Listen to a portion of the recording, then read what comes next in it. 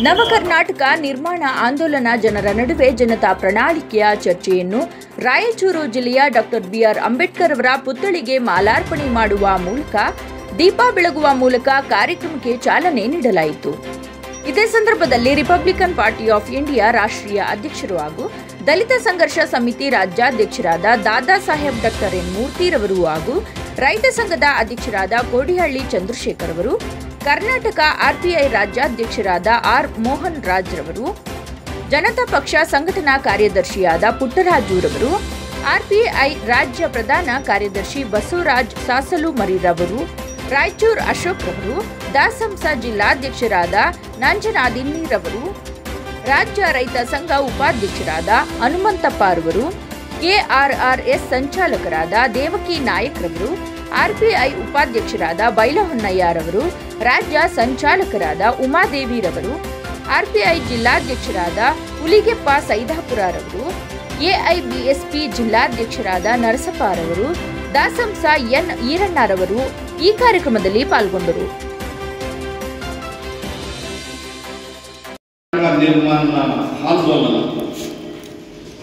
ಈ ಒಂದು ಕಾರ್ಯಕ್ರಮ ಇಡೀ ರಾಜ್ಯಾದ್ಯಂತ ಎಲ್ಲ ಜಿಲ್ಲೆಯಲ್ಲೂ ಕೂಡ ಯಶಸ್ವಿಯಾಗಿ ಜರುಗ್ತಾ ಇದೆ.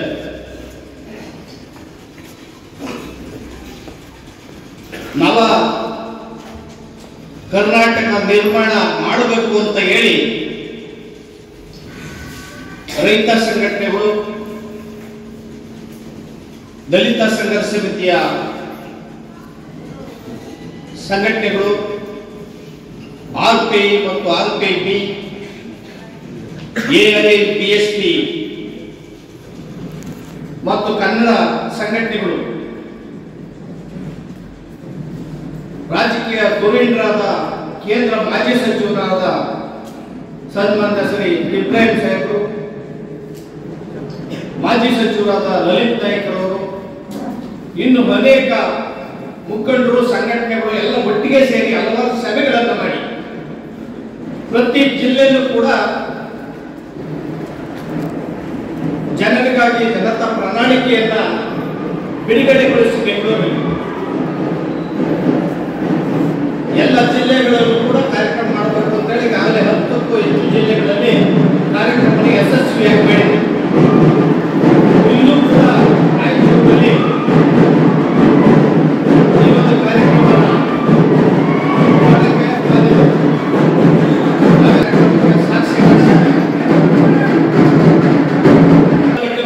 ಉದ್ದೇಶದಿಂದ ನಾವು ಈ ಒಂದು ಕಾರ್ಯಕ್ರಮವನ್ನು ಮಾಡ್ತಾ ಇದ್ದೇವೆ.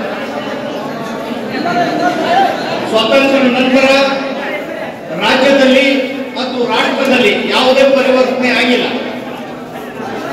ಈ ಪರಿವರ್ತನೆ ಮಾಡಬೇಕು ಅಂತ ಹೇಳಿ ಈ ಒಂದು ಕಾರ್ಯಕ್ರಮದ ಉದ್ದೇಶ ಆಗಿದೆ. ಸ್ವಾತಂತ್ರ್ಯ ನಂತರ 65ಕ್ಕೂ ಹೆಚ್ಚು ಕಾಲ ಭಾರತವನ್ನು ಆಳಿದಂತಹ ಕಾಂಗ್ರೆಸ್ ಪಕ್ಷ, ಆ ನಂತರ ಆಳಿದಂತಹ ಕಾಂಗ್ರೆಸ್ಸೇತರ ಪಕ್ಷಗಳು ಯಾವುದೇ ಬದಲಾವಣೆಯನ್ನ ರಾಜ್ಯದಲ್ಲಿ, ದೇಶದಲ್ಲಿ ತರಕ್ಕೆ ಸಾಧ್ಯ ಆಗಿಲ್ಲ. ಈ ಪಕ್ಷಗಳೆಲ್ಲನೂ ಕೂಡ 3 ರಾಷ್ಟ್ರೀಯ ಪಕ್ಷಗಳು.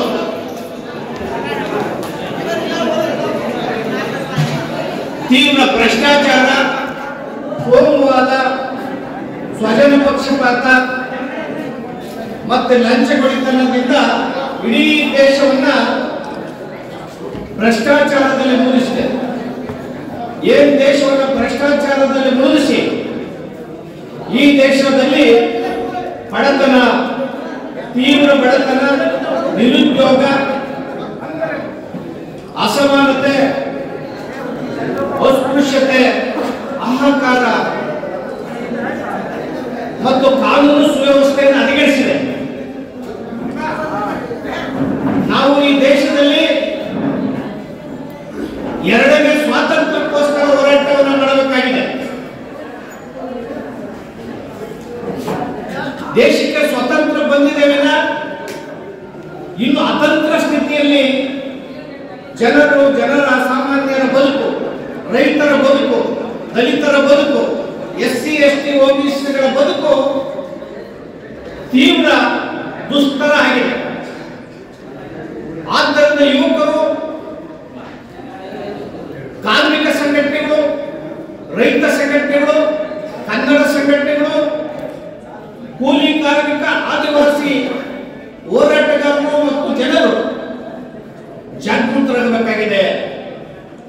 ದೇಶದ ಆಡಳಿತದಲ್ಲಿ ಪಾಲ್ಗೊಳ್ಳಬೇಕಾಗಿದೆ. ಭಾರತ ದೇಶ ಬಹುದೊಡ್ಡ ದೇಶ, ಪ್ರಪಂಚದಲ್ಲಿಯೇ 7ನೇ ದೊಡ್ಡ ದೇಶ. ಇಡೀ ಭಾರತದ ಭೂ ವಿಸ್ತೀರ್ಣ 32,87,263 ಚದರ ಕಿಲೋಮೀಟರ್ ಭಾರತ. ಇಷ್ಟು ಬಹುದೊಡ್ಡ ದೇಶ ಇದೆ. ಕರ್ನಾಟಕ 1,97,791 ಚದರ ಕಿಲೋಮೀಟರ್ ಇರತಕ್ಕಂಥ ವಿಶಾಲ ಕರ್ನಾಟಕ. ಭಾರತವನ್ನ ಸ್ವಾತಂತ್ರ್ಯ ನಂತರ 75 ವರ್ಷಗಳ ಕಾಲ, ಸಂವಿಧಾನ ಬಂದು 75 ವರ್ಷಗಳ ಕಾಲ, ಅಥವಾ ಸ್ವಾತಂತ್ರ್ಯ ಬಂದು 77-78 ವರ್ಷಗಳ ಕಾಲ ಈ ದೇಶವನ್ನು ಆಳದಂತಹ 3 ರಾಷ್ಟ್ರೀಯ ಪಕ್ಷಗಳೇನಿದ್ದಾವೆ. ಇದಕ್ಕೆ ಎಂಪಿಗಳು 545 ಎಂಪಿಗಳು ನಿರಂತರವಾಗಿ ಆಡಳಿತವನ್ನು ಮಾಡಿದ್ದಾರೆ. 4,120 MLAಗಳು ಇಡೀ ದೇಶಾದ್ಯಂತ, ರಾಜ್ಯಾದ್ಯಂತ ಆಡಳಿತವನ್ನು ಮಾಡ್ತಾ ಇದ್ದಾರೆ. ಆದರೆ ಈ ದೇಶದಲ್ಲಿ ಬಡತನ ನಿರ್ಮೂಲನೆ ಆಗಲಿಲ್ಲ, ನಿರುದ್ಯೋಗ ನಿರ್ಮೂಲನೆ ಆಗಲಿಲ್ಲ, ಅಸ್ಪೃಶ್ಯತೆ, ಅಸಮಾನತೆ ಹೋಗಲಾಡಿಸಕ್ಕೆ ಸಾಧ್ಯ ಆಗಲಿಲ್ಲ. ಬಾಬಾ ಸಾಹೇಬ್ ಅಂಬೇಡ್ಕರ್ ಅವರು ಹೇಳ್ತಾರೆ, ನಾವು ಜನವರಿ 1956 ಜನವರಿ 26, 1950 ನಮಗೆ ನಾವೇ ಸಂವಿಧಾನವನ್ನು ಅರ್ಪಣೆ ಮಾಡ್ಕೊಳ್ತಾ ಇದ್ದೇವೆ. ಆ ಸಂವಿಧಾನದಲ್ಲಿ ಅನೇಕ ವೈರುಧ್ಯಗಳಿದೆ. ರಾಜಕೀಯ ಸಮಾನತೆಯನ್ನು ಕೊಟ್ಟು ಮಾಡಲಾಗಿದೆ, ಆದರೆ ಆರ್ಥಿಕವಾಗಿ, ಸಾಮಾಜಿಕವಾಗಿ ಅಸಮಾನತೆ ಮುಂದುವರಿಯುತ್ತದೆ. ಸಾಮಾಜಿಕ ಆರ್ಥಿಕ ಅಸಮಾನತೆ ಏನಾದರೂ ತ್ವರಿತಗತಿಯಲ್ಲಿ ನಿರ್ಮೂಲನೆ ಮಾಡಲು ಹೋದ್ರೆ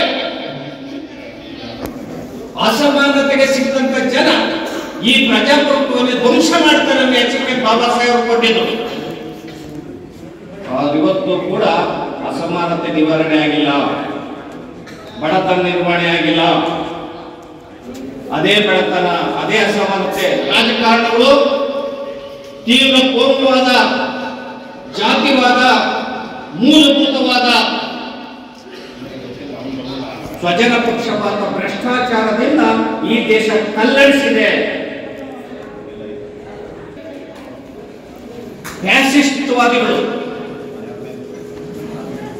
ಫ್ಯೂಡಲಿಸ್ಟ್ವಾದಿಗಳು, ಕೋಮುವಾದಿಗಳು ಈ ದೇಶದಲ್ಲಿ ನಮ್ಮ ಜನರ ಬಗ್ಗೆ ಹೊಡೆದಾಟವನ್ನ, ಬಡಿದಾಟವನ್ನ ತಂದಿಡ್ತಾ ಇದ್ದಾರೆ. ಬಿಜೆಪಿ ಆಡಳಿತವನ್ನ ಮಾಡ್ತಾ ಇದೆ ಕೇಂದ್ರದಲ್ಲಿ. ಬಿಜೆಪಿಯ ಬಂಡವಾಳ ಬರೀ ಕೋಮುವಾದ, ಜಾತಿವಾದ, ಬೇರೆ ಅವರಿಗೆ ಅಭಿವೃದ್ಧಿ ಕಾರ್ಯಕ್ರಮಗಳಿಲ್ಲ. ಬುರ್ಕಾ ಹೆಸರಿನಲ್ಲಿ ರಾಜಕಾರಣ, ಅಜಾನು ಹೆಸರಿನಲ್ಲಿ ರಾಜಕಾರಣ, ಹಿಜಾಬ್ ಹೆಸರಿನಲ್ಲಿ ರಾಜಕಾರಣ, ಈ ರೀತಿಯ ಕೋಮುಗಳ ಮಧ್ಯೆ ಪಡೆದಾಟವನ್ನು ತಂದಿಟ್ಟು ಯಾವುದೇ ಅಭಿವೃದ್ಧಿಗಳನ್ನ ಮಾಡ್ತಾ ಇಲ್ಲ. ಕಾಂಗ್ರೆಸ್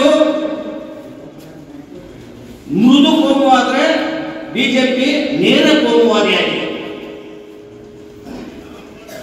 ಇವತ್ತು ಕಂಪ್ಯೂಟರೀಕರಣ ಆಗ್ತಾ ಇದೆ, ತಂತ್ರಜ್ಞಾನ ಮುಂದುವರೆದಿದೆ. ಆ ತಂತ್ರಜ್ಞಾನ, ಕಂಪ್ಯೂಟರ್ ಅನ್ನು ಕೂಡ ಜಾತಿ ಕೋಮುವಾದಕ್ಕೆ ಬಳಕೆ ಮಾಡ್ಕೊಂತ ಇದ್ದಾರೆ. ಮೋದಿಜಿಯವರು ಆಡಳಿತಕ್ಕೆ ಬಂದ ಮೇಲೆ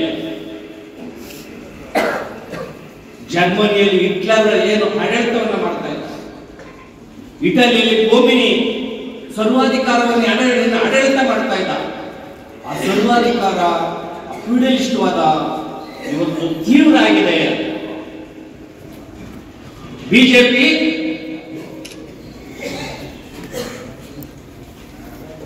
ಶ್ರೀಮಂತರ ಪರವಾಗಿ, ಕಾರ್ಪೊರೇಟ್ ಕಂಪನಿಗಳ ಪರವಾಗಿ ಆಡಳಿತವನ್ನು ಮಾಡ್ತಾ ಇದೆ. ಬ್ರಿಟಿಷ್ನವರು ಭಾರತವನ್ನು ಬಿಟ್ಟು ಹೋದಾಗ ಅನೇಕ ದೇಶಗಳಿಂದ ಬಂದಿದ್ದಂತಹ ಶ್ರೀಮಂತರು ಇಲ್ಲಿ ಸಂಪತ್ತುಗಳನ್ನ ಒಂದೇ ಕಡೆ ಗುಡ್ಡೆ ಹಾಕಿಕೊಂಡು ಮತ್ತಷ್ಟು ಹೆಚ್ಚು ಶ್ರೀಮಂತರಾಗಿದ್ದಾರೆ. ಬಡವರು ಬಡವರಾಗಿದ್ದಾರೆ. ಇಲ್ಲಿ ಮೋದಿ, ಅಂಬಾನಿ, ಅಮಿತ್ ಶಾ ಇವರು ಆಡಳಿತವನ್ನು ಬರೀ 3 ಜನ ದೇಶದಲ್ಲಿ ಆಡಳಿತವನ್ನು ನೇರವಾಗಿ ಮಾಡ್ತಾ ಇರೋದು. ಒಂದ್ ಕಡೆ ಅಮಿತ್ ಶಾ, ಮೋದಿ, ಅದಾನಿ. ಶ್ರೀಮಂತರ 16 ಲಕ್ಷ ಕೋಟಿ ಸಾಲವನ್ನ ಮೋದಿಜಿಯವರು ಒಂದೇ ದಿನದಲ್ಲಿ ಮನ್ನಾ ಮಾಡಿದ್ದಾರೆ.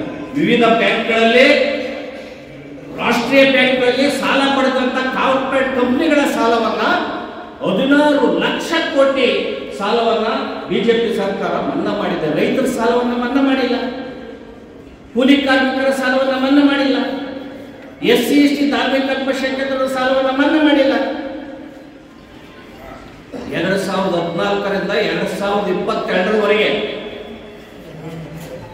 66 ಲಕ್ಷ ಕೋಟಿ ವಿವಿಧ ಬ್ಯಾಂಕ್ಗಳಲ್ಲಿ ಕಾರ್ಪೊರೇಟ್ ಕಂಪನಿಗಳು ಪಡೆದಂತ ಸಾಲವನ್ನ ನಾನ್ ಪರ್ಫಾರ್ಮೆನ್ಸ್ ಅಸೆಟ್ ಅಂತ NPA ಅಂತ ಮಾಡಾಕಿದೆ. ಸಾಲ ಮನ್ನಾ. ಒಂದ್ ಕಡೆ ಹಣವನ್ನ 1000 ರೂಪಾಯಿ ನೋಟನ್ನು ಅಮಾನ್ಯ ಮಾಡಿ ಎಲ್ಲಾ ಜನಸಾಮಾನ್ಯರ ದುಡ್ಡನ್ನು ಬ್ಯಾಂಕ್ ಕಳಿಸಿ, ಬ್ಯಾಂಕ್ ಅಲ್ಲಿ ದುಡ್ಡಿಲ್ಲದೆ ಇದ್ದಾಗ ಕಾರ್ಪೊರೇಟ್ ಕಂಪನಿಗಳು ಎಲ್ಲ ಬ್ಯಾಂಕ್ ಅಲ್ಲಿ ಇದ್ದಂತ ದುಡ್ಡನ್ನು ಡ್ರಾ ಮಾಡಿದ್ದಾಗ ಮೋದಿಜಿಯವರು ಇಡೀ ದೇಶದ ಜನರ ಮೇಲೆ ಸಾಲ ವಾಪಸ್ ಹಣವನ್ನು ಕಟ್ಟಿಸಿ ಅವರ ಸಾಲವನ್ನು ಮನ್ನಾ ಮಾಡಿದ್ದಾರೆ. ಕೋವಿಡ್ ಬಂದಂತ ಸಂದರ್ಭದಲ್ಲಿ, ಕೊರೋನಾ ಬಂದಂತ ಸಂದರ್ಭದಲ್ಲಿ 20 ಲಕ್ಷ ಕೋಟಿ ಪ್ಯಾಕೇಜ್ ಅನ್ನ ಕೊಡ್ತೀವಿ ಅಂತ ಹೇಳಿದ್ರು.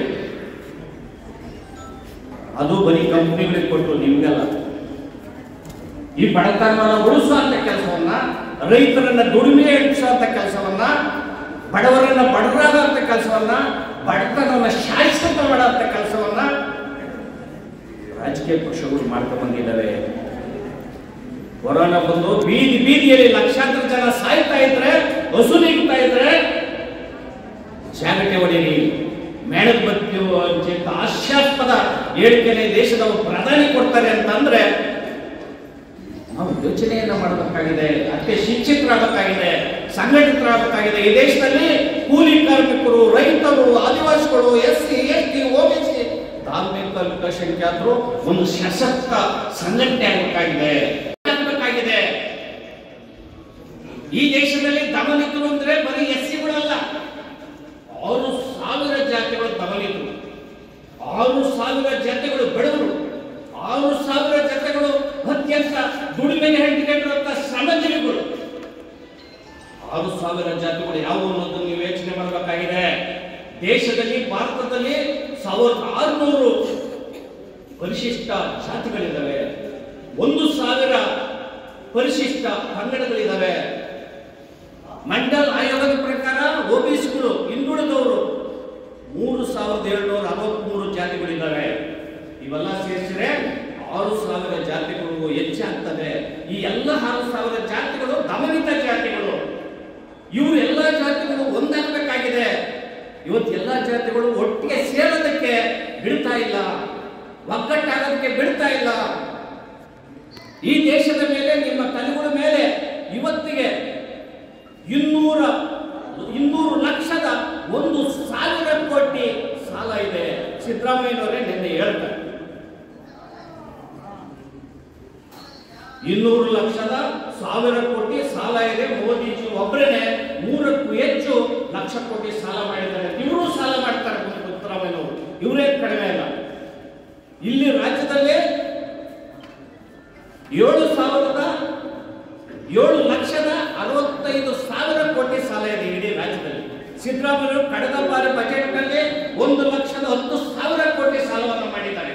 ಈ ಸಾರಿ ಬಜೆಟ್ ನಲ್ಲಿ 2025-26ರಲ್ಲಿ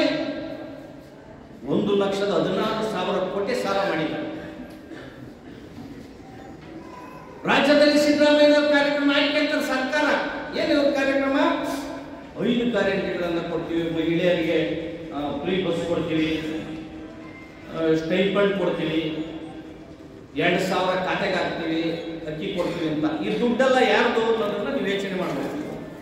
ಈ ದುಡ್ಡು ಇವ್ರದ್ದು ರಾಜಕೀಯ ಕಾರ್ಯಕ್ರಮ. ಇದು ಈ ರಾಜಕೀಯ ಕಾರ್ಯಕ್ರಮಕ್ಕೆ ಇವ್ರು ಸರ್ಕಾರದಲ್ಲಿ ನಾಲ್ಕು ಸಾರಿ 52,000 ಕೋಟಿ ರಿಸರ್ವ್ ಮಾಡ್ತೀವಿ ಅಂದ್ರು, ಈ ಸಾರಿ 51,000 ಕೋಟಿ ರಿಸರ್ವ್ ಮಾಡ್ತೀವಿ ಅಂತ ಹೇಳಿದ್ದಾರೆ. ಇವ್ರು ರಿಸರ್ವ್ ಮಾಡಲ್ಲ ಬಜೆಟ್ ಅಲ್ಲಿ. ಪರಿಶಿಷ್ಟ ಜಾತಿಯವರು ಸತತವಾಗಿದ್ದಾರೆ ಅಂತೇಳಿ, ಸುಲಭನಾಗಿದ್ದಾರೆ ಅಂತೇಳಿ, ಮುಗ್ಧರು ಅಂತೇಳಿ, ಅನಕ್ಷರಸ್ಥರು ಅಂತೇಳಿ, ಇವ್ರಿಗೆ ತಿಳುವಳಿಕೆ ಇಲ್ಲ ಅಂತೇಳಿ ಪರಿಶಿಷ್ಟ ಜಾತಿಯವರ ಅಭಿವೃದ್ಧಿಗೆ ಇಟ್ಟಂತಹ ಸಂವಿಧಾನಾತ್ಮಕ ಹಣವನ್ನ 5 ಗ್ಯಾರಂಟಿ ಬಳಸ್ತಾರೆ. ಸಿದ್ದರಾಮಯ್ಯನವರು 2023-24ರಲ್ಲಿ 26,000 ಕೋಟಿ ಪರಿಶಿಷ್ಟ ಜಾತಿಯವರ SC, ST, TSP ಹಣವನ್ನ 5 ಗ್ಯಾರಂಟಿಗೆ ಬಳಸಿದರು. ಈ ಸಾರಿ ಕೂಡ 13,500 ಕೋಟಿ ಹಣವನ್ನ 5 ಗ್ಯಾರಂಟಿ ಬಳಸಿದ್ದಾರೆ. ಒಟ್ಟು ಸಿದ್ದರಾಮಯ್ಯನವರು ಈಗ 2.5 ವರ್ಷದಲ್ಲಿ ಪರಿಶಿಷ್ಟ ಜಾತಿಯವರ ಅಭಿವೃದ್ಧಿ ಹಣ SC, ST, TSP ಹಣವನ್ನ 40,000 ಕೋಟಿ ಹಣವನ್ನ ಬಳಕೆ ಮಾಡ್ತಿದ್ದಾರೆ. ಇನ್ನು ಎಲ್ಲ 3 ರಾಷ್ಟ್ರೀಯ ಪಕ್ಷಗಳು ಸೇರಿ 2013ರಿಂದ 1,30,000 ಕೋಟಿಗೆ ಹೆಚ್ಚು ಪರಿಶಿಷ್ಟ ಜಾತಿಯವರ ಹಣವನ್ನ ದುರ್ಬಳಕೆ ಮಾಡ್ಕೊಂಡಿದ್ದಾರೆ. ರಸ್ತೆ ಬಳಸಿದ್ದಾರೆ, ಮೇಲ್ಸೇತುವೆ ಬಳಸಿದ್ದಾರೆ, ಡ್ಯಾಮ್ ಬಳಸಿದ್ದಾರೆ, ಕೊನೆಗೆ ಹುಲಿ ಸಂರಕ್ಷಣೆ ಬಳಸಿದ್ದಾರೆ ದಲಿತರ ಹಣವನ್ನು. ಆದ್ರೆ ಸಿದ್ದರಾಮಯ್ಯನವರ ವಿದ್ಯಮಾನ ಗೊತ್ತಾಗದಲ್ಲೇ ಅಂಬೇಡ್ಕರ್ ಹೆಸರು ಹೇಳುವಂತ ಕೆಲವರು, ಬುದ್ಧನ ಹೇಳುವಂತ ಕೆಲವರು ತಮ್ಗೆ ಅಧಿಕಾರ ಕೊಡ್ತಾರೆ, ಏನೋ ಮಾಡ್ತಾರೆ ಅಂತೇಳಿ ಸಿದ್ದರಾಮಯ್ಯನವರಿಗೆ ಬಾಲಗೋಚಿಯಾಗಿ ಪ್ರಯೋಜಕರಾಗಿದ್ದಾರೆ. ಇದು ದಲಿತ ಸಮಾಜಕ್ಕೆ ತೀವ್ರವಾದಂತ ಅನ್ಯಾಯ. ತಮಗೆ ಒಂದು ಅಂಕಿಅಂಶವನ್ನೇ ಸಂದರ್ಭ ಕೊಡಕ್ಕೆ ಇಚ್ಛೆ ಪಡ್ತೀನಿ ನಾನು. ಕೆಲವು ನಿಗಮಗಳಿದ್ದಾವೆ. ಲಾಸ್ಟ್ ಸಾರಿ ಸಿದ್ದರಾಮಯ್ಯನವರು ಎಷ್ಟು ಹಣವನ್ನ ನಿಗಮಕ್ಕೆ ಬಿಡುಗಡೆ ಮಾಡಿದ್ರು, ಎಷ್ಟು ಇಟ್ಟಿದ್ರು ಅನ್ನೋದನ್ನ ತಾವು ನೋಡ್ಬೇಕಾಗ್ತದೆ. ಸಿದ್ದರಾಮಯ್ಯ ಅಂಬೇಡ್ಕರ್ ನಿಗಮಕ್ಕೆ ಇಟ್ಟಂತ ಹಣ, ಹಂಚಿಕೆ ಮಾಡಿದಂತ ಹಣ 100 ಕೋಟಿ ರೂಪಾಯಿ, ಬಿಡುಗಡೆ ಮಾಡಿದ್ದು ಬರೀ 25 ಕೋಟಿ ರೂಪಾಯಿ. ಲಂಬಾಣಿ ತಾಂಡಕ್ಕೆ ಇಟ್ಟಂತ ಹಣ 60 ಕೋಟಿ ರೂಪಾಯಿ, ಅವ್ರು ಬಿಡುಗಡೆ ಮಾಡಿದ್ದು ಬರೀ ಕೇವಲ 15 ಕೋಟಿ ರೂಪಾಯಿ. ಲಿಟ್ಕರು ಜಗ್ಜೀವನರಾಮ್ ಚರ್ಮ ನಿಗಮಕ್ಕೆ ಅವರು ಇಟ್ಟಂತ ಹಣ 35 ಕೋಟಿ ರೂಪಾಯಿ, ಬಿಡುಗಡೆ ಮಾಡಿದ್ದು ಬರೀ 8.15 ಕೋಟಿ ರೂಪಾಯಿ. ಸಫಾಯಿ ಕರ್ಮಚಾರಿ ನಿಗಮಕ್ಕೆ ಅವ್ರು ಇಟ್ಟಣ ಕೇವಲ 3,75,000, ಬಿಡುಗಡೆ ಮಾಡಿದ್ದು 1.78 ಕೋಟಿ ಮಾತ್ರ. ಅನುಸೂಚಿತ ಜಾತಿ ಬುಡಕಟ್ಟುಗಳಿಗೆ ಅವರು ಇಟ್ಟಂತ ಹಣ, ಹಂಚಿಕೆ ಮಾಡಿದಂತ ಹಣ 3.78 ಕೋಟಿ, ಬಿಡುಗಡೆ ಮಾಡಿದ್ದು 2.23 ಕೋಟಿ. ಗೋವಿ ನಿಗಮಕ್ಕೆ ಬಿಟ್ಟಂತ ಹಣ 55 ಕೋಟಿ, ಬಿಡುಗಡೆ ಮಾಡಿದ್ದು 13.75 ಕೋಟಿ. ಆದಿಜಾಂಬವ ನಿಗಮ ಇದಕ್ಕೆ ಇಟ್ಟಂತ ಹಣ 50 ಕೋಟಿ, ಬಿಡುಗಡೆ ಮಾಡಿದ್ದು 12.5 ಕೋಟಿ ಮಾತ್ರ.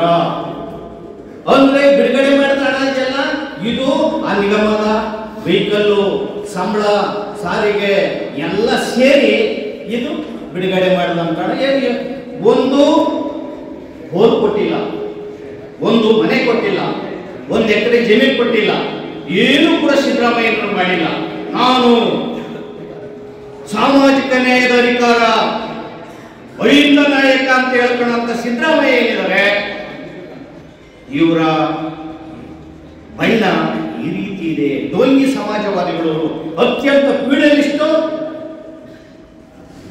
ಅಂತ್ಯ ಸೂಡೋ ಪೊಲಿಟಿಷಿಯನ್, ಡೋಂಗಿ ಸಮಾಜವಾದಿ ಅಂತ ಅಂದ್ರೆ ಸಿದ್ದರಾಮಯ್ಯನವರು ಅಂತ ಹೇಳೋದಕ್ಕೆ ನಾನು ನೇರವಾಗಿ ಅವರನ್ನ ಈ ಸಂದರ್ಭದಲ್ಲಿ ಖಂಡಿಸ್ತೇನೆ, ವಿರೋಧ ಮಾಡ್ತೇನೆ. ನಾವು ಪರಿಶಿಷ್ಟ ಜಾತಿಯವರು ದೇಶದಲ್ಲಿ ಬಹುಸಂಖ್ಯಾತರು ಇದ್ರೂ ಕೂಡ ಯಾರು ಪ್ರಧಾನಿ ಆಗಕ್ಕಾಗಿಲ್ಲ, ಮುಖ್ಯಮಂತ್ರಿ ರಾಜ್ಯದಲ್ಲಿ ಆಗಕ್ಕಾಗಿಲ್ಲ. ನಾನೇ ಎರಡವದಿಗೆ ನಾನೇ ದಲಿತ ಅಂತ ಮುಖ್ಯಮಂತ್ರಿ ಆಗಿ ದಲಿತರ ಹೆಸರಿನಲ್ಲಿ, ರೈತರ ಹೆಸರಿನಲ್ಲಿ ನೀವು ಶೋಷಣೆ ಮಾಡ್ತೀರಾ ಅಂತಂದ್ರೆ ನೀವು ಎಚ್ಚೆತ್ತಬೇಕಾಗಿದೆ. ಅದರಿಂದಲೇ ನವ ಕರ್ನಾಟಕ ನಿರ್ಮಾಣ ಆಂದೋಲನದಲ್ಲಿ ನೀವೆಲ್ಲರೂ ಕೂಡ ಪಾಲ್ಗೊಳ್ಳಬೇಕಾಗಿದೆ. ಮುಂದಿನ ತೀವ್ರ ಅಪಾಯದ ದಿನಗಳು ಬರ್ತವೆ. ಮತ್ತೊಂದು ವಿಚಾರನ ಈ ಸಂದರ್ಭದಲ್ಲಿ ಸೇರಿಸಿ ಹೇಳಕ್ಕೆ ಇಚ್ಛೆಪಡ್ತೀನಿ ನಾನು. 30 ವರ್ಷಗಳಿಂದ 32-34 ವರ್ಷ ಆಯಿತು ಪರಿಶಿಷ್ಟ ಜಾತಿಯವರ ಮೀಸಲಾತಿ ವರ್ಗೀಕರಣ ಮಾಡಬೇಕು, ಆ 101 ಪರಿಶಿಷ್ಟ ಜಾತಿಗಳಲ್ಲಿ ಸಮಾನವಾಗಿ ಮೀಸಲಾತಿ ಹಂಚಿಕೆ ಆಗಿಲ್ಲ ಅಂತ ಹೇಳಿ ಬೀದಿಗಳಲ್ಲಿ ಹೋರಾಟ ಮಾಡ್ತಾರೆ. ಸದಾಶಿವ ಆಯೋಗ ಮಾಡಿದ್ದಾರೆ, ಸದಾಶಿವ ಆಯೋಗ ವರದಿ ಕೊಟ್ಟಿದೆ. ಅದ್ರ ಮೇಲೆ ಮತ್ತೊಂದು ಆಯೋಗವನ್ನ ಮಾಡಿ ಸಿದ್ದರಾಮಯ್ಯ ಅವರು ಕಾಲಹರಣ ಮಾಡ್ತಾ ಇದ್ದಾರೆ. ಸುಪ್ರೀಂ ಕೋರ್ಟ್ 7 ಜನರ ನ್ಯಾಯಪೀಠ, ಸಂವಿಧಾನ ಪೀಠ ತೀರ್ಪನ್ನು ಕೊಟ್ಟಿದೆ. ಆ ತೀರ್ಪಿಗೆ ಕವಡೆ ಕಾಸಿನ ಕೆಮ್ಮತ್ತನ್ನು ಕೂಡ ಕೊಡದಂತ ಒಬ್ಬ ಬಂಡ ಮುಖ್ಯಮಂತ್ರಿ, ಒಬ್ಬ ಒತ್ತಡಕ್ಕೆ ಮಣಿಯಂತ ಮುಖ್ಯಮಂತ್ರಿ, ಒಬ್ಬ ಅತ್ಯಂತ ದುರ್ಬಲ ಮುಖ್ಯಮಂತ್ರಿ, ಒಬ್ಬ ಅಸಹಾಯಕ ಮುಖ್ಯಮಂತ್ರಿ, ಒಬ್ಬ ಲಜ್ಜಿಗಡ ಮುಖ್ಯಮಂತ್ರಿ ಅನ್ನೋದು ಸಿದ್ದರಾಮಯ್ಯ ಅನ್ನೋ ಮಾತನಾಡಿ ಅವ್ರು ಕೊಟ್ಟಂತ 2 ಬಜೆಟ್ಗಳಲ್ಲಿ 14ನೇ ಬಜೆಟ್ ಮುಗಿಸಿರೋದು. ಅವ್ರು ಕೊಟ್ಟಂತ ಬಜೆಟ್ ಇದೆಯಲ್ಲ, ಈಗ ಕೊಟ್ಟಿರೋ ಬಜೆಟ್ 4,09,00,000 ಕೋಟಿ ಬಜೆಟ್, 9,000 ಕೋಟಿ ಬಜೆಟ್, ಸಾಲದ ಬಜೆಟ್. ಯಾವುದೇ ರೈತರಿಗೆ ಕಾರ್ಯಕ್ರಮ ಇಲ್ಲ. ಅವ್ರ ಸಂಬಳ, ಸಾರಿಗೆ, ಪಿಂಚಣಿ ಎಲ್ಲ ಹೋಗಿ ಉಳಿಯೋದು 1 ಲಕ್ಷ ಕೂಡ ಉಳಿಯಲ್ಲ, 1 ಲಕ್ಷ ಕೋಟಿ ಕೂಡ ಉಳಿಯಲ್ಲ. 3,25,000 ಕೋಟಿ ಎಲ್ಲ ಸಂಬಳ, ಸಾರಿಗೆ ಎಲ್ಲ ಹೊರಟೋದು. ಏನ್ ಕಾರ್ಯಕ್ರಮ ಕೊಡ್ತಾರೆ ರೈತರಿಗೆ? ಏನ್ ಕಾರ್ಯಕ್ರಮ ಕೊಡ್ತಾರೆ? ಯಾವ್ದು ರಚನಾತ್ಮಕ ಕಾರ್ಯಕ್ರಮ ಇಲ್ಲ. ನಿರಾಶಾದಾಯಕ ಬಜೆಟ್. ಬೀದಿ ಬದಿಗಳ ವ್ಯಾಪಾರಿಗಳಿಗೆ ಯಾವುದೇ ಕಾರ್ಯಕ್ರಮಗಳಿಲ್ಲ, ಕಾರ್ಮಿಕರಿಗೆ ಯಾವುದೇ ಕಾರ್ಯಕ್ರಮಗಳಿಲ್ಲ. ರಾಜಕೀಯ ಕಾರ್ಯಕ್ರಮ ಸಿದ್ದರಾಮಯ್ಯನವರ ಸಂಖ್ಯಾಬಲ ಇದೆ. 126 ಸೀಟ್ ತಗೊಂಡಿದ್ದೀವಿ ಅಂತೇಳಿ ಸಂಖ್ಯಾಬಲ ಇದೆ, ಬದ್ಧತೆ ಇಲ್ಲ. ಈ ದೇಶದಲ್ಲಿ ಬದ್ಧತೆ ಇರಬೇಕು, ಈ ದೇಶದಲ್ಲಿ ಸಿದ್ಧಾಂತ ಇರಬೇಕು. ಅದಕ್ಕೆ ಬಾಬಾ ಸಾಹೇಬ್ ಅಂಬೇಡ್ಕರ್ ಅವರು ರಾಜಕೀಯ ಮಾರ್ಗ, ಸ್ವತಂತ್ರ ರಾಜಕೀಯ ಅಧಿಕಾರದಿಂದ ನಿಮ್ಮ ಎಲ್ಲ ಸಮಸ್ಯೆಗಳ ಪರಿಹಾರ ಆಗ್ತದೆ. ಆದ್ದರಿಂದ ನೀವು ರಾಜಕೀಯ ಅಧಿಕಾರವನ್ನು ಪಡೆಯಿರಿ. ಏನು 6,000 ಜಾತಿಗಳನ್ನು ಹೊಡೆದಿದ್ದ ದಮನಿತ ಜಾತಿಗಳು ಇವೆಲ್ಲ ಸೇರಿದ್ರೆ 85-90% ಜನಸಂಖ್ಯೆ ಮತದಾರರು ನೀವೇ ಇದ್ದೀರಾ. ಆದ್ದರಿಂದ ನೀವು ನಿಮ್ಮ ಪಕ್ಷಗಳನ್ನು ಮಾಡಿಕೊಂಡು ನಿಮ್ಮ ಮತಗಳನ್ನ ಆ ಪಕ್ಷಕ್ಕೆ ಹಾಕೊಳ್ಳಿ. ಎಂಡಕ್ಕೆ, ಸಾರಾಯಿಗೆ, ಹಣಕ್ಕೆ ಆಸೆ ಪಡಬೇಡಿ. ಚುನಾವಣೆ ಸಂದರ್ಭ ಅಂದ್ರೆ ಜೀವನ ಮರಣದ ಸಂದರ್ಭ ಅಂತ ತಿಳಿಯಿರಿ. ನಿಮ್ಮ ಮತವನ್ನು ಯಾವುದೇ ಕಾರಣಕ್ಕೂ ಮಾರಾಟ ಮಾಡಬೇಡಿ. ನಿಮ್ಮ ಒಂದು ಮತಕ್ಕೆ ಒಂದು ಯುಗ ಒಂದೇ ಬದಲು ಮಾಡುವಂತಹ ಶಕ್ತಿ ಇದೆ ಅಂತ ಬಾಬಾ ಸಾಹೇಬ್ ಕರೆಯನ್ನು ಕೊಡ್ತಾರೆ. ಈ ದೇಶದ ಆಳುವರ್ಗ ಆಗಬೇಕು, ನೀವು ಪ್ರಬುದ್ಧ ರಾಷ್ಟ್ರ ಆಗಬೇಕು, ದೇಶದ ಅಭಿವೃದ್ಧಿ ರಾಷ್ಟ್ರ ಆಗಬೇಕು ಅಂತ ಯಾರಾದ್ರೂ ಏಕೈಕ ನಾಯಕ ಈ ದೇಶದಲ್ಲಿ ಒಳ್ಳೆ ಸಂವಿಧಾನ ಕೊಟ್ಟಿದ್ದಾರೆ ಬಾಬಾ ಸಾಹೇಬ್ ಅಂಬೇಡ್ಕರ್ ಅವರನ್ನ ನಾವು ತಿಳ್ಕೋಬೇಕಾಗಿದೆ. ಅವರು ಸಂವಿಧಾನದ ಹಕ್ಕುಗಳಲ್ಲಿ, ಮೂಲಭೂತ ಹಕ್ಕುಗಳಲ್ಲಿ 12ರಿಂದ 35 ಇರ್ತಕ್ಕಂಥ ಮೂಲಭೂತ ಹಕ್ಕುಗಳು, ಫಂಡಮೆಂಟಲ್ ರೈಟ್ಸ್ ಎಲ್ಲ ಶೋಷಿತ ಸಮಾಜದ ಪರವಾಗಿದೆ. 6,000 ಶೋಷಿತ ಸಮಾಜದ ಪರವಾಗಿದೆ. 15/4 ಶಿಕ್ಷಣ ಉದ್ಯೋಗದ ಮೀಸಲಾತಿಯನ್ನು ಕೊಟ್ಟಿದ್ದಾರೆ, ಶಿಕ್ಷಣದ ಮೀಸಲಾತಿಯನ್ನು ಕೊಟ್ಟಿದ್ದಾರೆ. 14/4 ಉದ್ಯೋಗ ಮೀಸಲಾತಿಯನ್ನು ಕೊಟ್ಟಿದ್ದಾರೆ. ಏನಲ್ಲಿ ಬಡ್ತಿ ಮೀಸಲಾತಿಯನ್ನ ಪ್ರೊವಿಷನ್ ಆಗಿದೆ. 14/4 ಬಿನಲ್ಲಿ ವೇಕೆನ್ಸಿನಲ್ಲಿ ಬಡ್ತಿ ಮೀಸಲಾತಿಯನ್ನು ಕೊಡುವಂತ ಅವಕಾಶ ಇದೆ. ಹಾಗೆಯೇ ಸಂವಿಧಾನದ 330ರಿಂದ 342ರವರೆಗೆ ನಿಮ್ನ ಜಾತಿ, ನಿಮ್ನ ವರ್ಗಗಳಿಗೆ, SC, ST, OBCಗಳಿಗೆ ವಿಶೇಷ ಹಕ್ಕುಗಳನ್ನು ಕೊಟ್ಟಿದ್ದೇವೆ. ಸಂವಿಧಾನದ 334 ಪ್ರಕಾರ ಮೀಸಲಾತಿ 10 ವರ್ಷಕ್ಕೊಂದು ಸಾರಿ ಪರಿಶೀಲನೆ ಮಾಡಿ ಇರಿಸಬೇಕು ಅನ್ನೋ ಆದೇಶ ಸಂವಿಧಾನದಲ್ಲಿದೆ. 335ರಿಂದ ಪರಿಶಿಷ್ಟ ಜಾತಿಯವರಿಗೆ ಆಯೋಗ ರಚಿಸಬೇಕಂತ ಇದೆ. 341ರಂತೆ OBCಗಳಿಗೆ, ಹಿಂದುಳಿದವರಿಗೆ, ಮೀಸಲಾತಿ ಕೊಡಬೇಕಂತ ಹೋರಾಟವನ್ನು ಮಾಡಿದ್ರು ಬಾಬಾ ಸಾಹೇಬ್ ಅಂಬೇಡ್ಕರ್ ಅವರು.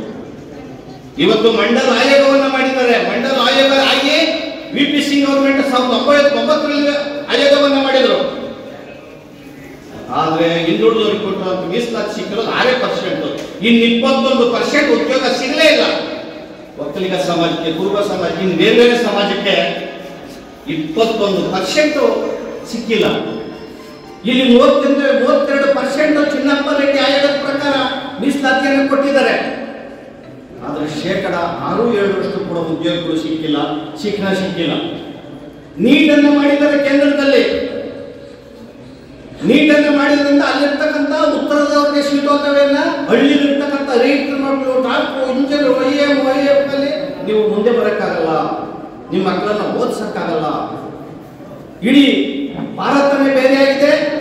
ಭಾರತದಲ್ಲಿ ಉತ್ತರ ಪ್ರದೇಶ ಮತ್ತು ದಕ್ಷಿಣ ಪ್ರದೇಶ ಎರಡೇದಾಗಿದೆ. ಇಲ್ಲಿ ದಕ್ಷಿಣ ರಾಜ್ಯಗಳನ್ನ ಅಸ್ಪೃಶ್ಯರಂತ ಕೇಂದ್ರಗಳು ನೋಡ್ತಾ ಇದ್ದಾರೆ. ಇಲ್ಲಿ ರಾಜ್ಯದಲ್ಲಿ GST 4.5 ಲಕ್ಷ ಕೋಟಿ ವರ್ಷಕ್ಕೆ ಕೊಡ್ತಾ ಇದ್ದಾರೆ. ಇಡೀ ಭಾರತದಲ್ಲಿ 2ನೇ GST ಕೊಡೋದ್ರಲ್ಲಿ ಕರ್ನಾಟಕ. ಆದ್ರೆ ಕೇಂದ್ರ ಕೊಡ್ತಾ ಇರೋದ್ರೆ 50,000 ಕೋಟಿ. ಅಭಿವೃದ್ಧಿ ಮಾಡೋದು ಹೇಗೆ? ಇದು ತಾರತಮ್ಯ. ಆದ್ದರಿಂದ ನಾವು ಯೋಚನೆ ಮಾಡಬೇಕಾಗಿದೆ.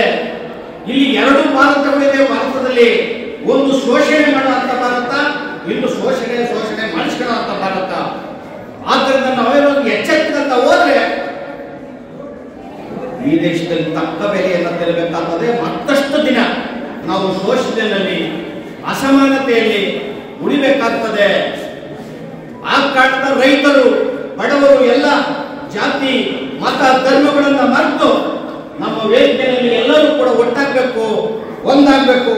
ಇದಕ್ಕೋಸ್ಕರ ಎಂತ ತ್ಯಾಗ ಬಲಿದಾನ ಕೂಡ ಇತ್ತು ನಾವು ಮಾಡ್ತೇವೆ ಅನ್ನೋ ಮಾತನ್ನ ಈ ಸಂದರ್ಭದಲ್ಲಿ ನಾನು ಹೇಳಕ್ಕೆ ಇಷ್ಟಪಡ್ತೀನಿ.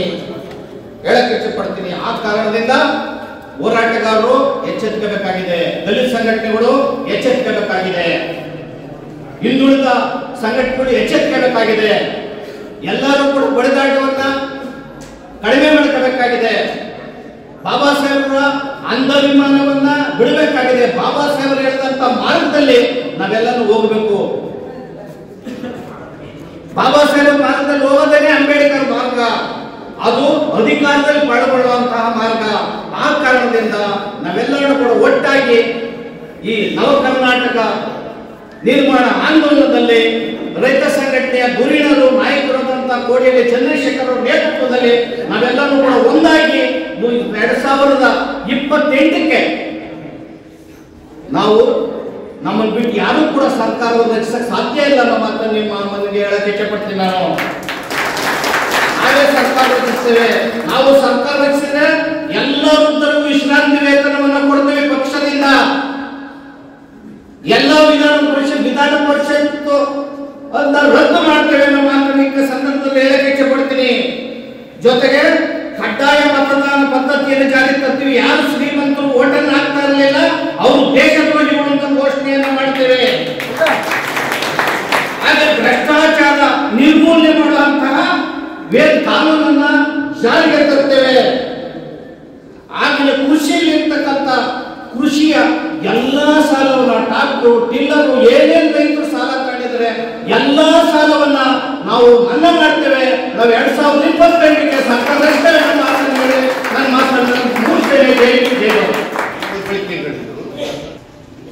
ಅಸಹ್ಯ ಆಗಲ್ಲ. ನಿಮ್ ಸ್ವಾಭಿಮಾನ ಇರ್ಬೇಕು, ಸ್ವಾಭಿಮಾನಕ್ಕೆ ಬರ್ಬೇಕು, ಸ್ವಮರ್ಯಾದೆ ಇರ್ಬೇಕು, ಸ್ವಮರ್ಯಾದೆಯಿಂದ ನಡ್ಕೋಬೇಕು. ಇದು ಡೆಮಾಕ್ರಸಿ. ಇದಲ್ದೇ ಗುಲಾಮಗಿರಿಯನ್ನ ಒಂದು ಪದ್ಧತಿಯನ್ನ ಮಾಡಿ, ಒಂದು ನೀತಿಯನ್ನ ಮಾಡಿ, ಅದಕ್ಕೊಂದು ಶಾಸ್ತ್ರ ಅಂತ ಹೇಳ್ತಾ ನಾನು ನೀರು ಚುಮುಕ್ಸೋನು, ನೀನು ಕಾಲಿಗೆ ಬೀಳೋನು, ದಕ್ಷಿಣೆ ಹಾಕೋನು ಅಂತ ಹೇಳಿ ನಮ್ಮ ಸಮಾಜವನ್ನು ಅತ್ಯಂತ ಕಡೆಗಣಿಸಲ್ಪಟ್ಟು ಕಾಯಂ ಆಗಿ ಬಡತನವನ್ನ ಮುಂದುವರಿಸಲಿಕ್ಕೆ ದಿಲ್ಲಿ, ಕರ್ನಾಟಕದಲ್ಲಿ ಸರ್ಕಾರಗಳು ಮುಂದುವರಿತಾ ಇದ್ದಾರೆ.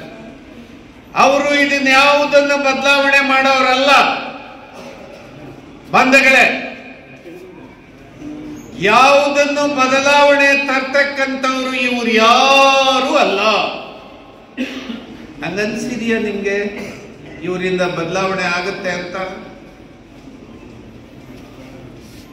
ಆಗುತ್ತೆ ಅಂತೇಳಿ ಅನ್ಸಿದ್ಯಾ? ಮತ್ಯಾತಕ್ಕೆ ಕಾಂಗ್ರೆಸ್ ಪಾರ್ಟಿಗೆ ಓಟ್ ಹಾಕ್ತಾರೆ, ಮತ್ಯಾತಕ್ಕೆ ಬಿಜೆಪಿಗೆ ಓಟ್ ಹಾಕ್ತಾರೆ? ರೊಕ್ಕ ಕೊಡ್ತಾರೆ ಅಂತ, ಎಂಡ ಕುಡಿಸ್ತಾರೆ ಅಂತ. ಒಂದು ಸಾರಿ ನೀವು ಮಂಪರಲ್ಲಿ ಏನು ಕುಡ್ತಾ ಅಂದ್ರೇನು? ಏನಪ್ಪ ಕುಡ್ತಾ ಅಂದ್ರೆ?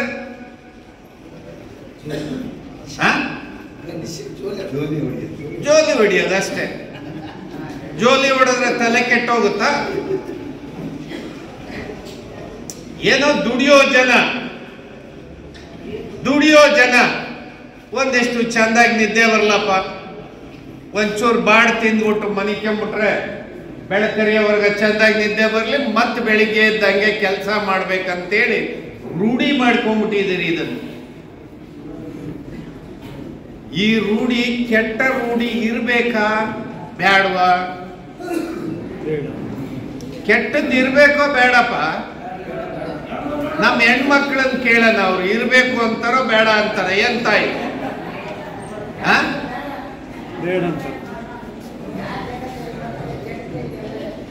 ಏನ್ ಬೇಕಂತೀರೋ ಬೇಡ ಅಂತೀರಮ್ಮ? ಬೇಡ ಅಂತೀರಿ? ಎಲ್ಲರೂ ಹೇಳಿ ಒಂದ್ಸಾರಿ.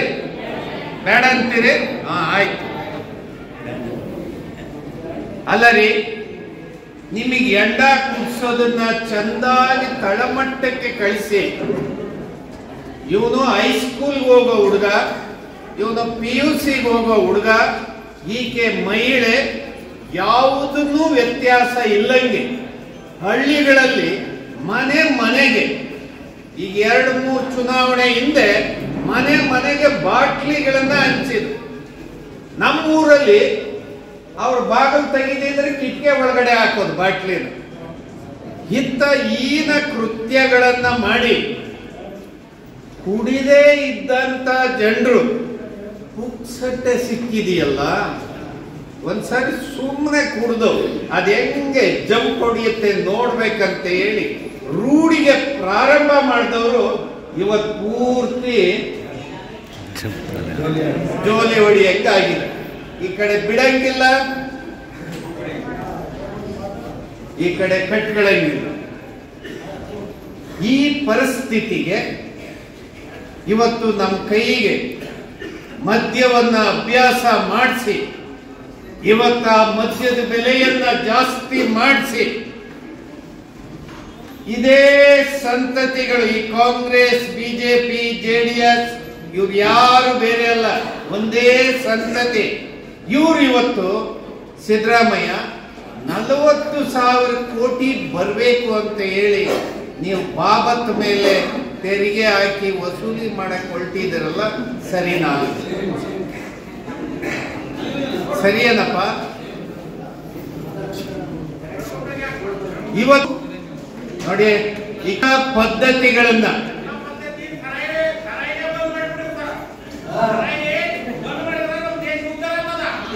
ರದ್ದು ಮಾಡಿಬಿಡೋಣ ಬೇಡ ಹೇಳ್ರಿ? ರದ್ದು ಮಾಡಿಬಿಡೋಣ ಬೇಡ? ನೋಡಿ, ಇದು ನಮಗೆ ಸರಳವಾಗಿ ಸಿಗ್ತಾ ಇದೆ ಅನ್ನೋ ಕಾರಣಕ್ಕೆ ನಾವೆಲ್ಲ ಅನಿವಾರ್ಯವಾಗಿ ಅಡಿಕ್ಟ್ ಆಗ್ತಾ ಇದೆ. ಇದು ಸಿಕ್ಕೋದೇ ಇಲ್ಲ ಅಂದ್ರೆ ಮನೆಗೆ ಹೋಗ್ಬೇಕಾದ್ರೆ ಮನೇಲಿ ಒಬ್ಳು ಹೆಣ್ಮಗಳಿದ್ದಾಳೆ, ಒಬ್ಬ ಮಗ ಇದ್ದಾನೆ ಅಂತ ಹೇಳಿ ಒಂಚೂರು ಹಣ್ಣು ಹಂಪಲು ಹಿಡ್ಕೊಂಡು ಮನೆಗೆ ಹೋಗೋದನ್ನ ರೂಢಿ ಮಾಡ್ಕೊಂತ. ಯಾವತ್ತಾರು ನಿಮ್ಮ ಮಕ್ಕಳಿಗೆ ಹೇಳಿ ಜನವರಿ 20ನೇ ತಾರೀಕು ಬೆಂಗಳೂರಿನಲ್ಲಿ ಎಲ್ಲ ಹೋರಾಟಗಾರರು ಸೇರಿ ಕರ್ನಾಟಕ ಮುಂದೇನು, ಅಲ್ಲ ಇದುವರೆಗೂ ಕರ್ನಾಟಕ ಏನಾಗ್ತಾ ಇದೆ, ಮುಂದೆ ಏನ್ ಮಾಡಬೇಕು, ಇದರ ಅನಿವಾರ್ಯತೆ ಇದೆಯಾ ಅಂತ ಹೇಳಿ ನಾವು ಒಂದು ಜನತಾ ಪ್ರಣಾಳಿಕೆಯನ್ನ ಜನಗಳ ಮಧ್ಯೆ ತಂದಿದ್ದೀವಿ. ಇವತ್ತು ಜನತಾ ಪ್ರಣಾಳಿಕೆಯಲ್ಲಿ ನಾವು ಹೇಳಿದ್ದೀರಿ, ನಮ್ಮ ನಾಳಿನ ರಾಷ್ಟ್ರೀಯ ಪಕ್ಷಗಳು ಅದು ಬಿಜೆಪಿ ಆಗಿರ್ಬೋದು, ಕಾಂಗ್ರೆಸ್ ಆಗಿರ್ಬೋದು, ಅಥವಾ ಪ್ರಾದೇಶಿಕವಾಗಿ ಇರ್ತಕ್ಕಂಥ ಜನತಾದಳ ಆಗಿರ್ಬೋದು, ಸೆಕ್ಯುಲರ್ ಅಂತ ಹೇಳ್ಕೊಳ್ತಕ್ಕಂಥ ಸನ್ಮಾನ್ಯ ದೇವೇಗೌಡರು ಆಗಿರ್ಬೋದು, ಈ ರಾಜ್ಯಕ್ಕೆ ಕೊಟ್ಟಿರ್ತಕ್ಕಂಥ ಕೊಡುಗೆಗಳು ಏನು ಅಂತ. ಆದರೆ ಇವತ್ತು ಈ ರಾಜ್ಯದ ಮುಖ್ಯಮಂತ್ರಿಗಳಾದಂತಹ ಸನ್ಮಾನ್ಯ ಸಿದ್ದರಾಮಯ್ಯನವರು ಹೇಳ್ತಾ ಇದ್ರು ವಿರೋಧ ಪಕ್ಷದಲ್ಲಿದ್ದಾಗ, ನಮ್ಮನ್ನ ನೀವು ಅಧಿಕಾರಕ್ಕೆ ತನ್ನಿ, ರೈತರ ಪರವಾಗಿ ಏನು ಕೇಂದ್ರದ 3 ಕೃಷಿ ಕಾಯ್ದೆಗಳಿದೆ ಅದನ್ನ ನಾವು ರದ್ದು ಮಾಡ್ತೀರಿ, ರೈತರ ಪರವಾಗಿ ನಾವು ಕೆಲಸ ಮಾಡ್ತೀರಿ, ಅವರ ಉಳಿವಿಗಾಗಿ ಅವರ ಬೆಳವಣಿಗೆಗಾಗಿ ನಾವು ನಿಮ್ ಪರವಾಗಿ ಇರ್ತೀರಿ ಅಂತಕ್ಕಂಥ ಆಶ್ವಾಸನೆಯನ್ನು ಕೊಟ್ಟರು. ಅರೆ 2 ವರ್ಷ ಆಯ್ತು ಸಿದ್ದರಾಮಯ್ಯನವರ ನೀವು ಅಧಿಕಾರಕ್ಕೆ ಬಂದು, ರೈತ ಕಾಯ್ದೆಗಳಿಗೆ ಯಾಕೆ ನೀವು ಮುಕ್ತಿಯನ್ನು ಕೊಟ್ಟಿಲ್ಲ ಅಂತ ಪ್ರಶ್ನೆ ಇವತ್ತು SC STಗಳ ಚಾಂಪಿಯನ್ ಅಂತ ಹೇಳ್ಕೊಳ್ತಕ್ಕಂಥ ಸಿದ್ದರಾಮಯ್ಯನವರು, ಅರೆ ನಿಮ್ಮ ಕಾಲಘಟ್ಟದಲ್ಲಿ ಸುಮಾರು 39,000 ಕೋಟಿ ಹಣವನ್ನ SC ST TSP ಹಣವನ್ನ ನಿಮ್ಮ ಸರ್ಕಾರದ ಗ್ಯಾರಂಟಿಗಳಿಗೆ ನೀವು ಬಳಸ್ಕೊಂಡಿದ್ದೀರಲ್ಲ, ನಿಮ್ಗೇನಾದ್ರೂ ನೈತಿಕತೆ ಇದೆಯಾ ಸಿದ್ದರಾಮಯ್ಯನವರೇ ಇವತ್ತು ಈ ಸಮುದಾಯಗಳ ಬಗ್ಗೆ ಮಾತನಾಡೋದಕ್ಕೆ ಅಂತ ನಾವು ಕೇಳ್ತಾ ಇದ್ದೀವಿ. ಇವತ್ತು ತಮಿಳುನಾಡಿನಲ್ಲಿ ನಾವು ತ್ರಿಭಾಷಾ ಸೂತ್ರವನ್ನು ಒಪ್ಪೋದಿಲ್ಲ, ನಮ್ಮ ಮಾತೃಭಾಷೆಯ ಜೊತೆಗೆ ಇನ್ನೊಂದು ದ್ವಿಭಾಷಾ ಸೂತ್ರವನ್ನು ನಾವು ಜಾರಿಗೆ ತರ್ತೀವಿ, ನಾವು ಅದರ ಆಧಾರದ ಮೇಲೆ ನಾವು ಕೆಲಸ ಮಾಡ್ತೀವಿ ಅಂತೇಳಿ ಈಗ ಸ್ಟಾಲಿನ್ ಅವರು ಘೋಷಣೆ ಮಾಡಿದ್ದಾರೆ. ಈ ಸಂದರ್ಭದಲ್ಲಿ ನಾನು ಸಿದ್ದರಾಮಯ್ಯನವರನ್ನ ಪ್ರಶ್ನೆ ಮಾಡ್ತಾ ಇದ್ದೀನಿ, ನಿಮಗೆ ಯಾಕೆ ಅದು ಸಾಧ್ಯ ಆಗಲಿಲ್ಲ ಅಂತ ಹೇಳಿ. ಇವತ್ತು ಹಿಂದಿ ಏರಿಕೆಯನ್ನ ದಕ್ಷಿಣ ಭಾರತದ ಮೇಲೆ ಬಲವಂತವಾಗಿ ಇವತ್ತು ಹಿಂದಿ ಏರಿಕೆಯನ್ನ ಮಾಡ್ತಾ ಇದ್ದಾರೆ.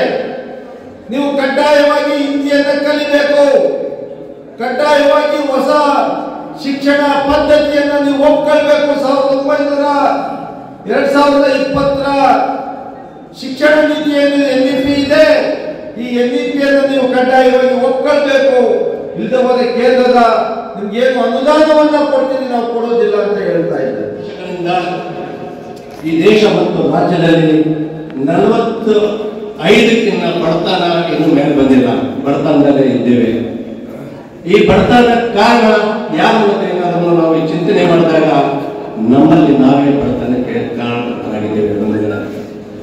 ಬಂಧುಗಳೇ, ರಾಜ್ಯ ಮತ್ತು ದೇಶದ ಜ್ಞಾನವನ್ನು ನಾವು ಪಡೆಯದೆ ಬಡತನ ರೇಖೆಗಿಂತ ಕೆಳಗಡೆ ಬರ್ತಾ ಇದ್ದೇವೆ, ಬಡತನ ಮೇಲೆ ರೇಖೆಗಿಂತ ಮೇಲೆ ಬರ್ತಾ ಇಲ್ಲ. ಬಂಧುಗಳೇ, ನಾವು ಶ್ರೀಮಂತನಾಗಿ ಮಾಡ್ತಾ ಇದ್ದೇವೆ, ಅದು ನಮ್ಗೆ ಅರ್ಥ ಆಗ್ತಾ ಇಲ್ಲ.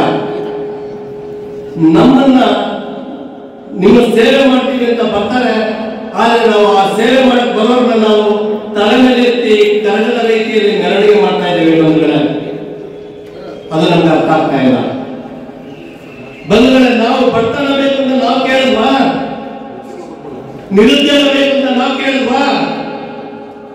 3 ಊಟಕ್ಕೆ ಅಂದಾಜಿ ಬೇಡ್ತಾ ಇದ್ರು ಕೂಡ ಈ ಸರ್ಕಾರ ಮಾಡ್ತಾ ಇರೋರು ನಮ್ಮ ಬಗೆಯಲ್ಲಿ ಕಾಳಜಿ ವಹಿಸದೆ ತಮ್ಮ ಆಸ್ತಿ ಅಂತಸ್ತು ಹೆಚ್ಚು ಮಾಡಿಕೊಳ್ತಾ 1,000 ಕೋಟಿ 2,000 ಕೋಟಿ 3,000 ಕೋಟಿಗಳನ್ನ ಮಾಡ್ಕೊಳ್ತಾ ಇದ್ದಾರಲ್ಲ, ಇವತ್ತು ಅವರ ಕೈಯಿಂದ ಒತ್ತು ಅಧಿಕಾರವನ್ನು ಕಿತ್ತುಕೊಳ್ಳುವಂತ ಸಂದರ್ಭ ಬಂದಿದೆ. ಅಧಿಕಾರಿ ಬಂಧುಗಳೇ, ಇವತ್ತಿನವರೆಗೂ ನಾವು 77 ವರ್ಷದಿಂದ ಇವರ ಕಾಲ ಪೂಜೆ ಮಾಡಿ ಇವರನ್ನ ಕರಗದ ರೀತಿಯಲ್ಲಿ ಬೆಳೆಸಿದ್ದು ಸಾಕು. ಇವತ್ತು ಬಲಿಷ್ಠವಾದ ನಾಯಕರುಗಳು ಬಂದಿದ್ದಾರೆ ವೇದಿಕೆ ಮೇಲೆ, ಬಲಿಷ್ಠವಾದ ಸರ್ಕಾರ ರಚನೆ ಮಾಡಲಿಕ್ಕೆ ಒಂದು ಅಧಿಕಾರನ ಹಿಡಿಯಲಿಕ್ಕೆ ಅಂತ ಹೇಳಿ ನಾವು ನಿಂತಿದ್ದೇವೆ. ಹಾಗಾಗಿ ಇವತ್ತು ನಾವೆಲ್ಲ ನೀವು ಇಲ್ಲಿ ಕೂತಿರೋದು ನೋಡಿ ನನಗೆ ಬಹಳ ಸಂತೋಷ ಆಗ್ತಾ ಇದೆ. ಇವತ್ತು ಮುಂದಿನ 28ನೇ ಇಸ್ವಿಗೆ ನೀವೇ MLAಗಳು ಆಗ್ಬಿಡ್ಬೋದು. ಹಾಗಾಗಿ ನಾವೆಲ್ಲ ಸೇರಿ ಮುಖಂಡರ ನಾಯಕತ್ವದಲ್ಲಿ ನವಕರ್ನಾಟಕ ನಿರ್ಮಾಣ ಆಂದೋಲನದ ಒಂದು ಪಕ್ಷವನ್ನು ಕಟ್ಟೋಣ ಅಂತ ಹೇಳಿ ವೇದಿಕೆ ಮೇಲೆ ಉಪಸ್ಥಿತರುವಂತ ಎಲ್ಲ ಗಣ್ಯರಿಗೂ ಹಾಗೂ ವೇದಿಕೆಯ ಮೇಲೆ ಮುಂಭಾಗದಲ್ಲಿರುವಂತಹ ಎಲ್ಲ ಬಂಧು ಮಿತ್ರರಿಗೂ ಮಾಧ್ಯಮ ಮಿತ್ರರಿಗೂ ನಮಿಸುತ್ತಾ ನನ್ನ 2 ಮಾತುಗಳನ್ನು